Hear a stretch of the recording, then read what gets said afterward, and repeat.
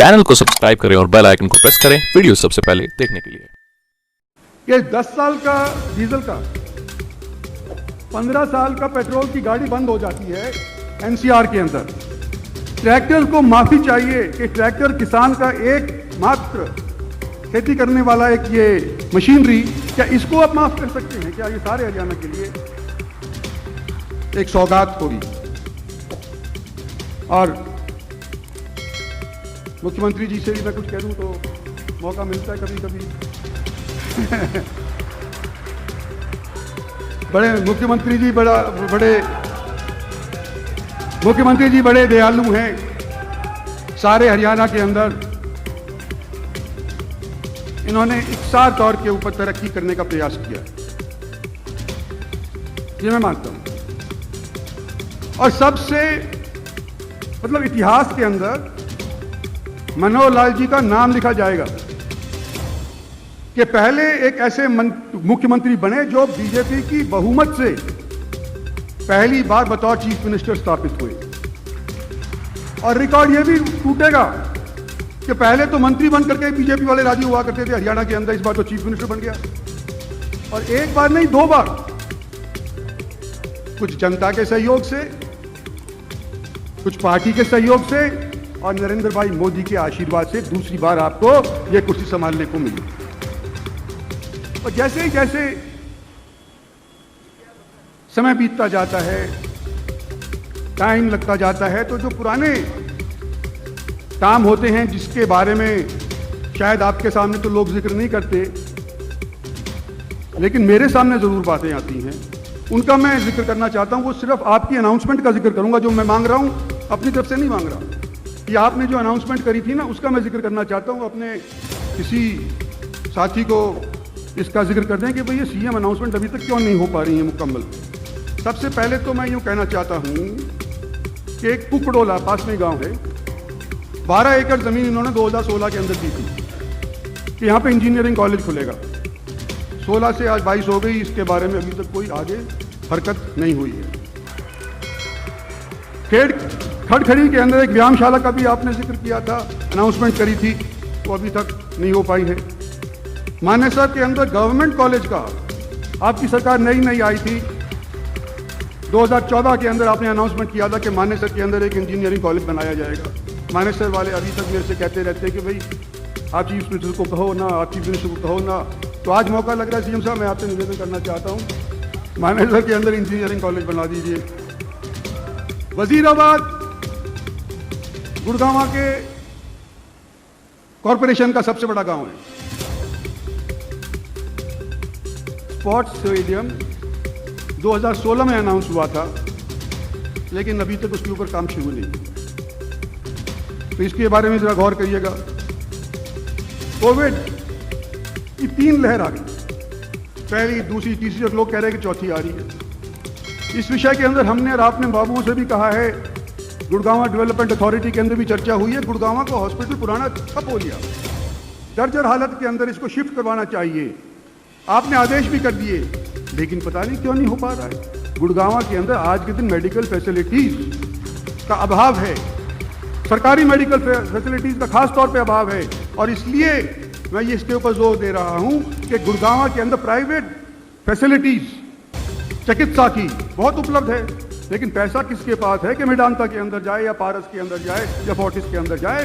हमारा खुद का यहाँ पर पैसा अस्पताल होना चाहिए। इसके लिए मैं निवेदन करता हूँ कि गुड़गांव सिविल हॉस्पिटल जो पिछले 7-8 साल से निलंबित है, कृपा करके इसके ऊपर भी आप गौर फरमाएं। कल्चरल सेंटर भी आपकी अनाउंसमेंट है 2015 की, सेक्टर 53 के अंदर, उसके बारे में भी अगर सोच लें आप, बड़ी मेहरबानी आपकी। और मैं यूं कहना चाहता हूं, देखो जी, मेरा कहने का फर्ज है, करना आपका है। मैं तो आज के दिन आपके पीछे मंत्री के तौर के ऊपर नहीं बोल रहा, इनका रिप्रेजेंटेटिव के तौर के ऊपर बोल रहा हूं, एमपी के तौर के ऊपर निवेदन करना चाहता हूं। गुड़गांव के अंदर कॉर्पोरेशन बनी, गुड़गांव के अंदर डेवलपमेंट अथॉरिटी बनी, और सारे प्रदेशों के अंदर जो हमारे हरियाणा के इर्द गिर्द हैं, उनके अंदर 73rd अमेंडमेंट और 74th अमेंडमेंट, ये 2-3 बार से पहले भी कह चुका हूं, कि 73rd और 74th अमेंडमेंट हरियाणा के अंदर लागू नहीं है और राजस्थान के अंदर है और यूपी के अंदर, वहां यूपी में तो हमारी ही सरकार है। और क्या है ये कि भाई मेयर होए, जिला परिषद का चेयरमैन हो, ब्लॉक समिति का सदस्य चेयरमैन हो, उसको अख्तियार होए कि जो ऑफिसर उसके नीचे कार्यरत करते हैं उनकी ACR लिखता है वो। यहां पर अफसरशाही किसी की सुनती ही नहीं है, तो फिर क्या करेगा जो चुनाव नुमाइंदा है।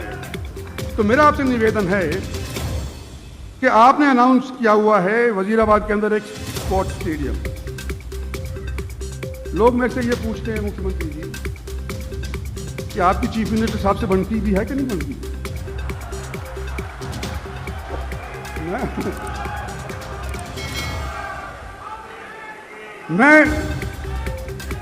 मैं यूं कहता हूं कि मैं सबसे बड़ा चीफ मिनिस्टर हमारे इनको मानता हूं, मेरी चीफ मिनिस्टर साहब से बनती है, पर लेकिन बात कहना तो जरूरी है ही ना। लोग मेरे से जब पूछते हैं कि वजीराबाद के अंदर जब स्टेडियम नहीं बना तो क्या ये वजह तो नहीं है कि वजीराबाद में यूं कह दिया कि इस स्टेडियम का नाम राव वीरेंद्र सिंह के नाम से रखा जाएगा। ये मेरे सामने बात आती है। और 2 बार जब से गुड़गांव डेवलपमेंट अथॉरिटी बनी है, जब से कॉर्पोरेशन बनी है, गुड़गांव म्युनिसिपल कॉर्पोरेशन की तरफ से 2 बार पारित हो लिया 2011 के अंदर कि जो बायोडाइवर्सिटी पार्क है हमारा गुड़गांव और दिल्ली के बीच के अंदर, इसका नाम रखा जाए राव वीरेंद्र सिंह बायोडाइवर्सिटी पार्क। अब 11 के अंदर करा हुआ मुख्यमंत्री हुड्डा साहब थे।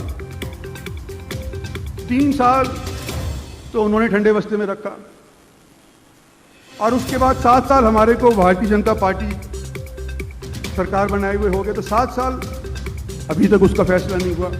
और 2021 के अंदर फिर से दोबारा से उसी म्युनिसिपल कॉर्पोरेशन ने एक बार 11 के अंदर और एक बार 21 के अंदर यह फैसला किया कि भाई बायोडाइवर्सिटी का नाम राव वीरेंद्र सिंह के नाम से रखो। तो जो अधिकार क्षेत्र अगर 73rd और 74th अमेंडमेंट लागू हो गई होती तो ये जो अधिकार क्षेत्र था ये कॉर्पोरेशन का था, चंडीगढ़ फाइल जाने की जरूरत ही नहीं थी। तो मेरा आपसे निवेदन है कि अगर मेरे से नहीं बनती है तो बता दीजिए कि मैं तो वापस ले लूंगा कि भाई मेरे ये डिमांड मेरी नहीं है, ये पब्लिक ने करी, कॉर्पोरेशन ने करी है। तो मैं तो इतना ही कहना चाहता हूं मुख्यमंत्री जी कि हमने और आपने मिलकर के भारतीय जनता पार्टी को हरियाणा के अंदर स्थापित किया। नरेंद्र भाई मोदी का आशीर्वाद रहा है। आज के दिन हम और आप नहीं चलेंगे तो हमारा ही नुकसान होगा। तो भाई मैं ही चाहता हूं कि आपके साथ मिलूं, पर आप कम से कम आधा हाथ रास्ते तो हाथ बढ़ाओ तो काम चल जाएगा।